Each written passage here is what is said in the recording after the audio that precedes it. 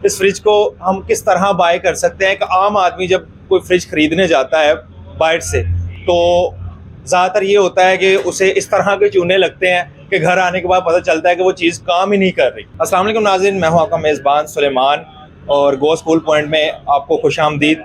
आज का टॉपिक है हमारा कि हम किस तरह एक सेकंड हैंड चीज़ को बाय कर सकते हैं। स्पेसिफिकली आज हम प्रोडक्ट की बात करेंगे जिसका नाम है फ्रिज। ठीक है, इस फ्रिज को हम किस तरह बाय कर सकते हैं। एक आम आदमी जब कोई फ्रिज खरीदने जाता है बाहर से, तो ज़्यादातर ये होता है कि उसे इस तरह के चूने लगते हैं कि घर आने के बाद पता चलता है कि वो चीज़ काम ही नहीं कर रही। तो इस चीज़ को चेक करने के लिए सिर्फ 3 चीज़ें हैं जिनकी हमें एहतियात करनी है। और इस वीडियो को देखने के बाद जब भी आप कोई फ्रिज खरीदने जाएंगे तो इन 3 चीज़ों को आप याद रखिएगा। इंशाल्लाह आपको किसी भी किस्म की कोई प्रॉब्लम नहीं होगी और आप अपनी चीज़ वो लेके आएंगे जो कि आपको फ़ायदा भी देगी। तो सबसे पहले चीज़ आती है बॉडी। किसी भी फ्रिज को बाय करने के लिए सबसे पहले आपने जाके देखना है कि उसकी बॉडी कैसी है। ये इसके दरवाजे हैं, ठीक है, उन्होंने स्टिकर लगा रखा है। इस प्रोडक्ट की अगर मैं बात करूँ तो इस पर उन्होंने स्टिकर लगा रखा है, तो अगर ये गली नहीं है तो वेल एंड गुड है। बाकी डिपेंड अपॉन यू कि आप किस तरह के प्राइस अरेंज में एक चीज़ को ख़रीद रहे हैं। तो ये फ्रिज सबसे पहले आपने इसकी बॉडी देखनी है और चेक करना है कि भाईजान अंदर किस तरह का काम हुआ है, इसके बर्तन पूरे हैं या नहीं पूरे। ठीक है, जैसे कि ये फ्रिज है, इसके बर्तन कंप्लीट हैं, तो मैंने कहा यार ठीक है, वेल एंड गुड है। फिर आपने देखना है कि इसकी गैस किट, ये जो रिप्टे होती हैं, ये ठीक दरवाजे बंद होते हैं या नहीं। ये दरवाजे बिल्कुल ठीक बंद हो रहे हैं, ये दरवाज़ा भी बिल्कुल ठीक से बंद हो रहा है। इसका मतलब है कि इसकी बॉडी के दरवाजे बिल्कुल ठीक हैं। इसकी साइड वाली चीज़ की अगर बात की जाए, यहाँ पे उन्होंने कवर लगा रखा है क्योंकि उसका पेंट ख़राब हो चुका था। तो ये मैटर करता है कि आप किस प्राइस रेंज में एक चीज़ को खरीद रहे हैं, तो उसमें उस तरह की ही चीज़ें आएंगी। ऑब्वियसली आपने इसकी बॉडी देखनी है। ये बॉडी कहीं से गल सड़ ना रही हो, ठीक है। अगर तो ये गल सड़ नहीं रही तो आपने कहना कि यार ओके, वेल एंड गुड है। ये होगी इसकी बॉडी, ठीक है। उसके बाद जो दूसरी चीज़ आती है वो आता है इसका इंजन। फॉर एग्जांपल मैं इंजन कह देता हूँ, कंप्रेसर इसका होता है बेसिकली, जो कि इसके पीछे लगा होता है। अब ये इस फ्रिज का कंप्रेसर लगा हुआ है आप इसे थोड़ा सा दिखा सकते हैं, ठीक है, आप वापस ले आए।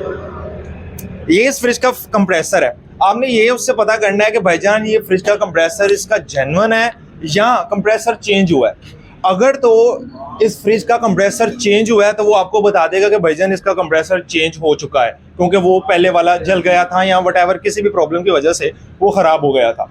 तो आपने उससे पूछना ये है फिर इस सवाल के बाद कि भाईजान ये जो कंप्रेसर आपने इस पर दोबारा लगाया है वो रिपेयर शुदा है या वो रिपेयर नहीं है, वो जेन्युइन ही लगाया है। ठीक है, इसमें भी 2 चीज़ें होती हैं। एक रिपेयर शुदा कंप्रेसर होते हैं जो कि आप बिलालगंज में कंप्रेसर को काट के उससे रिपेयर किया जाता है। उसकी कोर ख़राब है या उसका कोई रूटर ख़राब है तो वो चेंज कर दिया जाता है, वो रिपेयर शुदा कंप्रेसर होते हैं। आपने उससे पूछना है कि भाईजान ये कंप्रेसर जो चेंज किया आपने, ये रिपेयर शुदा है या ये जेन्युइन है। अगर तो वो कहता है ये जेन्युइन है तो वेल एंड गुड है, ठीक है। वो अब आप की कम्युनिकेशन पे डिपेंड करता है कि आपके साथ वो बंदा सच बोल रहा है या नहीं बोल रहा, ठीक है। लेकिन अगर तरीकेकार की बात करें तो मैं आपको ये बता देता हूँ कि ये कॉलर आपने चेक करनी है, ठीक है। उस कॉलर पे अगर पेंट हुआ है या किसी किस्म की कोई प्रॉब्लम हुई है तो आपको समझ आ जाएगा कि नहीं यार ये चीज़ जेन्युइन नहीं लग रही, वो कंप्रेसर रिपेयर शुदा है। तो कंप्रेसर आपका ठीक काम कर रहा है तो उस फ्रिज के पॉइंट ऑफ व्यू से तो वेल एंड गुड है। फिर आपने एक और चीज़ चेक करनी है, वो है अंदर का फ्रीज़र, ठीक है, जिस चीज़ ने कूलिंग करनी होती है। ये इस फ्रिज का फ्रीज़र है। इस फ्रिज का फ्रीज़र ख़राब हो चुका था तो उन्होंने इस फ्रिज पे एक नई प्लेट लगा दी है, इसे हम फ्रीज़र कहते हैं, ठीक है। ये पूरी उसने प्लेट नई लगा दी है।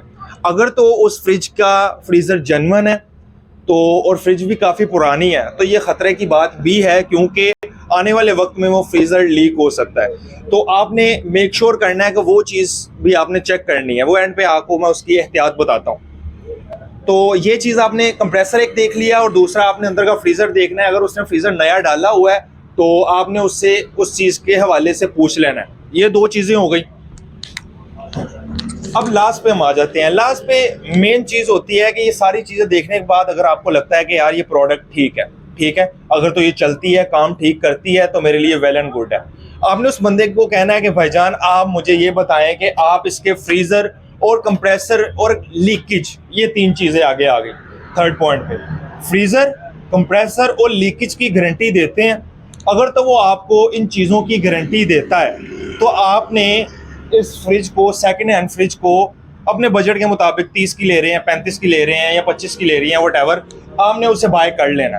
गारंटी में आपने उससे ये लिखवाना है कि भाईजान अगर 3 माह के अंदर भी गैस लीक हो गई तो उस चीज़ की जिम्मेदारी आपकी है। आपसे कोई डैमेज ना हो, लेकिन ये है कि अगर वो फ्रिज चलते चलते लीकेज हो जाए तो वो उस बंदे की जिम्मेदारी हो। आपने उस चीज़ से, उस बंदे से उस चीज़ की सिर्फ ऑथेंटिसिटी ले लेनी है।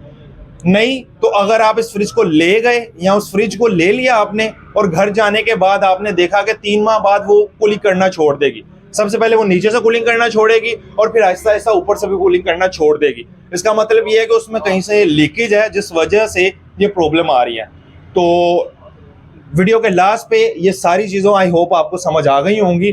इसी तरह की चीज़ों को सीखने के लिए, समझने के लिए आप हमारे चैनल को सब्सक्राइब कर सकते हैं। गोस्ट इलेक्ट्रॉनिक्स से हमारी शॉप है, ठीक है, जहाँ पे HVACR, heating, ventilation, air condition की सर्विसेज प्रोवाइड की जाती हैं, जिसमें fridge, AC, microwave oven, dispenser, chiller, इस तरह की सभी चीज़ों को हम डील करते हैं।